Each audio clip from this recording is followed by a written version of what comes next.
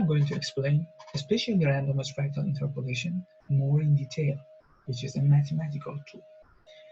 So this process is an iterative affine mapping process, which is a kind of geometric transformation. The goal here is to generate artificial small scale fluctuations. And the most important advantages compared to FI for the SRFI is the collinearity problem is somewhat solved in SRFI. How?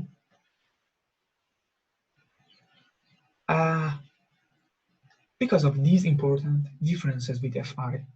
The first difference is about the stretching factor, which is determined by a log Poisson distribution, and with this mean or standard deviation, this lambda parameter in the Poisson distribution. And the other parameter, the other point is here that in the nature, the correlation between the position of the similar fluctuation are so low in the real turbulence velocity signals. But here you can see that Fi, when the 3 points are nearly on the line, Fi produces two tiny small scale fluctuations. But SRFI, on the other hand, SRFI can produce real turbulence-like velocity signals, more real turbulence-like velocity signals. So, in this slide, you can see all the functions that dedicated to produce small scale fluctuations in SRFI method. So, if we have the anchor points domain with this, and definitely we have the anchor points for UI, some other values, we have two important functions. The first function is the V function, that is large scale fluctuation. That we can subtract the large linear interpolation part from the original series to calculate large scale fluctuation, and then in the SRFI operator, we add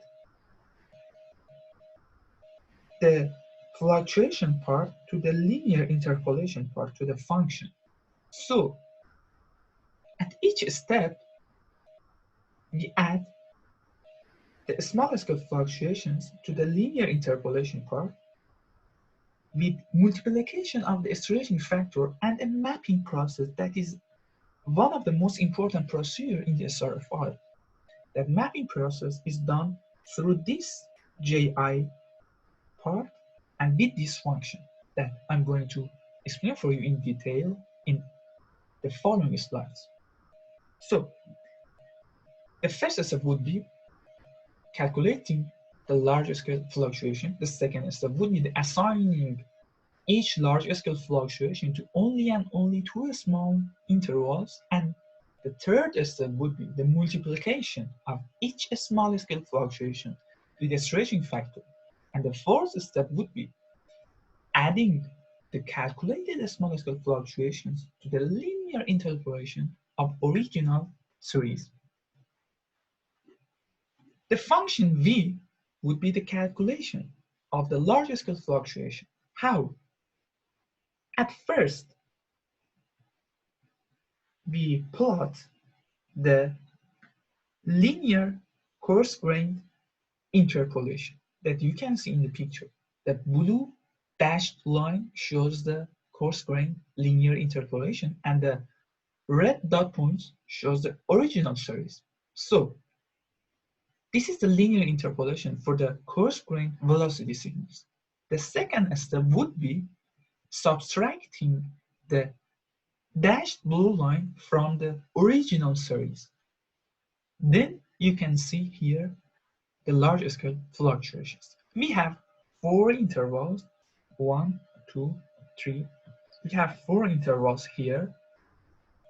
In this step, we should assign each large scale fluctuations in each interval to only and only 2 intervals. How? Here, Before that, we should calculate the linear interpolation of the original series at each interval. And the next step would be assigning each large-scale fluctuation to only and only two small intervals. But the most important part here is that you're not allowed to put two small scale fluctuations, two similar small scale fluctuations next to each other. I mean that, in other words, you are not allowed to put this red part in this place and in this position, because in this part you are gonna to see the local similarity problem or the uh, collinearity problem, that again the correlation in the real turbulence log velocity signals, the correlation of the positions of the similar fluctuations are so low, and we should avoid to have similar large scale fluctuation, similar small scale fluctuation next to each other. So in next step, you are going to assign each small scale fluctuations to only and only two small intervals. And you can see here that the colors the same colors would not be next to each other. And here you can see that in the previous slide, this is the linear interpolation part. In the second part, we add this part, which is the small scale fluctuations, that is calculated from this large scale fluctuation and multiplication of the stretching factor and mapping with Ji through the small intervals. And this is the SRFI. This is the specially randomized fractal interpolation procedure just after one step. If you iterate these 4 steps for this fluctuation, after 10 iterations, you can see this signal that in the upper part of the slide. Thank you for your attention. Have a nice day.